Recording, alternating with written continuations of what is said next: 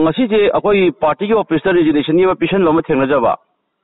ke pisan pung kya da pisan bi ma tamo hoji tagi pung mukki mamangda hoji pung kya tare pung ahum ga minute kuma themu tare pung ani ga pung ani da piru bana okay tamo atopa party political atopa party yaung na bakri kai phep lebi ke ai ji ai BJP da yawgen khali ko BJP da yawgen khali BJP da lekin khali do anyway BJP ai ruling party in the lekin preferably BJP da leba basu ai ko adu decide ma ki tawdri ko tamo party thado pisdi kai wakhlo ne lobe ai masi moi ki personal mi khara ai ga gras khara leibagi katukaran khara tawi ko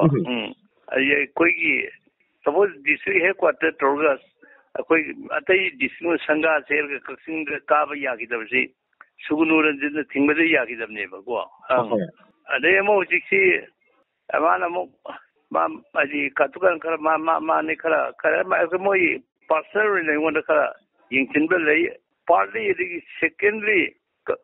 lakadurba election matung the Congress na sarkar pail poi wasima asadu udre ne Manipur ko Congress mi sum topna tana mi yausel poi si exception ne ko ar lukkadur ba hidur sum kaju tong le runi semakadba party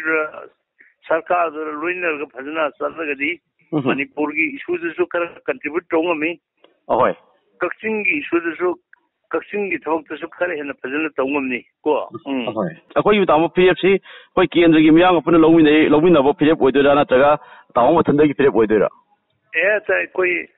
ai worker important worker mayam bi sa tor matungda moina sarkar pagi da limning bam de lebo mayam na sarkar pairu de man ta pagi da bam de lebo na